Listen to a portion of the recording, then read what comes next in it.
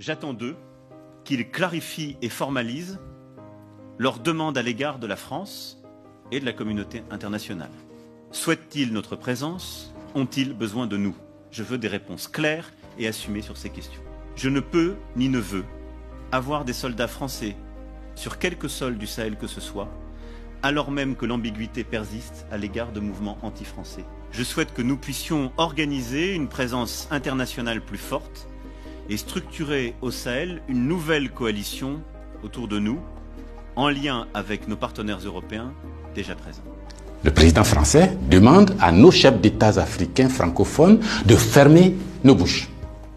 Parce que, selon lui, nous cultivons un sentiment anti-français. Mais vous savez très bien que c'est faux.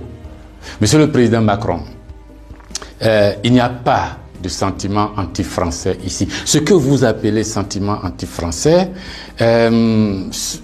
d'ailleurs, comment vous allez présenter ça? Je suis en train de parler en français là. J'ai rien contre le français en tant que langue.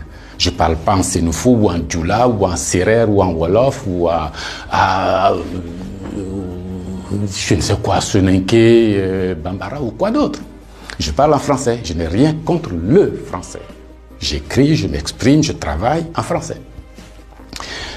Je n'ai rien contre les Français. Nous n'avons ici en Afrique francophone rien contre les Français. Ils sont nombreux, ils ont des entreprises, ils créent des emplois pour nous, ils payent des impôts. Nous sommes nombreux à travailler avec eux, à travailler pour eux. Ils travaillent souvent pour nous. Nous sommes des amis, nous nous marions, nous vivons ensemble ici comme en France sans aucune animosité. Donc, c'est pas un sentiment contre les Français ou contre le Français. Ce que vous appelez sentiment anti-français en réalité, c'est un ras-le-bol, c'est une révolte, c'est un refus de la mainmise de l'État français sur nos autorités et par ricochet sur nos économies, sur nos peuples. C'est ce que nous refusons. Les relations incestueuses entre l'État français et les États africains, c'est ce que nous refusons. Les relations de connivence entre l'État français et les États africains, c'est ce que nous refusons. Parce que simplement ces relations étouffent la démocratie. Ces relations étouffent le respect des droits de l'homme. Ces relations étouffent la possibilité que nous devons avoir de demander des comptes à nos dirigeants. Ces relations étouffent l'expression plurielle chez nous. Il n'y a que ce que le président dit parce qu'il est d'accord avec Paris, donc c'est ce que lui dit qui est bon. Monsieur le président, c'est ce qui nous révolte. On a le sentiment que vous êtes complice de nos chefs d'État pour nous brimer.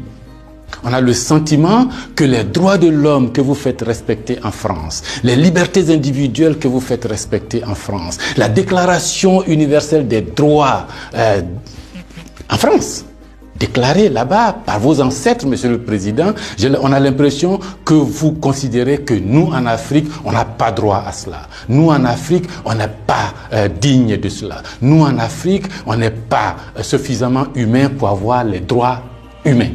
C'est ce qui révolte cette jeunesse-là. La conséquence, vous voyez chaque jour de nombreux jeunes essayant d'aller là où les droits sont respectés, là où les libertés sont respectées, là où on a le sentiment qu'ils sont des hommes. C'est ce qu'il faut changer, Monsieur le Président. C'est ce qu'il faut changer. Vous pouvez parler 1000 fois à nos chefs d'État, vous pouvez leur donner des instructions 1000 fois, mais ça ne changera rien dans la tête des populations africaines ici, dans l'esprit des populations africaines ici. L'idée est que nous voulons redevenir des hommes libres. Nos ancêtres ont été vendus comme des marchandises par vos ancêtres. Comme des marchandises. Pendant de 1500 à 1890, par là, comme des marchandises. Nous fermons les yeux là-dessus. Nos parents ont été gouvernés par la décision que vos parents ont prise à Berlin de venir s'accaparer nos territoires, nous-mêmes, nos fleuves, nos rivières, nos matières premières, de prendre possession de nous. Ça a duré près d'un siècle. Fermons les yeux là-dessus. Vos prédécesseurs ont considéré que nos chefs d'État devraient être juste des délégués pour eux, pour nous maintenir ici. Comment on peut avoir le sentiment français quand on descend à l'aéroport d'Abidjan? Le boulevard qu'on prend s'appelle Giscard d'Estaing. Le pont qu'on emprunte s'appelle De Gaulle.